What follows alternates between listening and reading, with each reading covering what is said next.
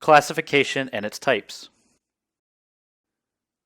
So let's say a bank has to analyze if loans should be granted to their customers. And there's a lot of variables like age, employment status, income, etc. to be considered. So how will the bank arrive at this process? Well, with the help of a, let's say, decision tree classification algorithm, the bank can decide if a customer should be granted a loan or not.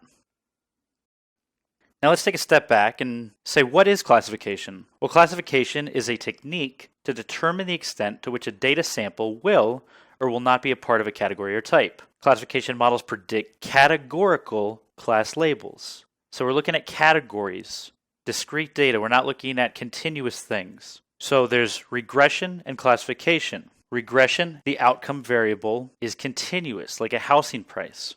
With classification, it's discrete, it's categorical. So let's talk about the classification process, which includes the following techniques for prediction. So from the perspective of model construction, it's done to describe a set of predetermined classes. Every sample will belong to a predefined class. Now this model can be represented in a variety of ways, including decision trees, classification rules, or mathematical formula.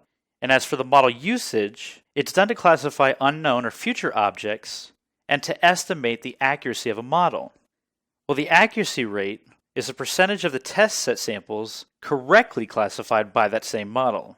So in case we get an acceptable accuracy, the model will be used for classifying data samples with unknown class labels. So if we're able to predict, based on our training set, with relative accuracy, whether someone should receive a loan or not, would be approved or not, then if you come along and have never had an account with this bank, have never had a loan with this bank before, they can use those predictors within the classification algorithm to identify whether you would qualify for a loan or not based on the models built on the original training data set.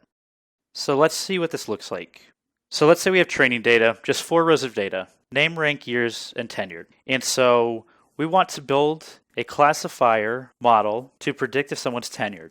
So we won't use their name in the model because those are all unique, and that's likely not going to have an impact. So we'll basically use rank and years. So we build the classification algorithm. There's a variety that we'll get into. And the outcome will be that model. And so what we end up finding on this training data set is if the rank is equal to professor or years is greater than 6, then tenured equals yes. And we could go through this and say, well, assistant professor, no, but years equals 6. Tenured, no. That makes sense. Assistant professor doesn't count. Years are greater than 6, so tenured, yes. That's a match. Assistant professor and years are 3, not tenured. That's a match.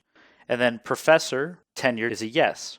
So with this training set, very small data set, it's 100% accurate. Now, that likely won't happen in the real world on a real training data set, but in this case, we have that.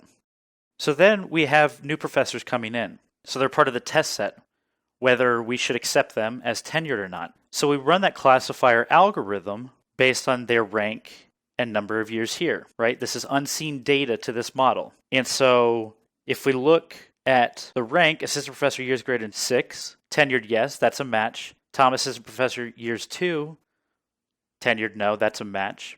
Assistant professor years 7, that's greater than 6, tenured, oh, that's not a match. Well, that's going to happen in real world data. Not everything is going to fall 100% in line, but for the most part, we're pretty accurate.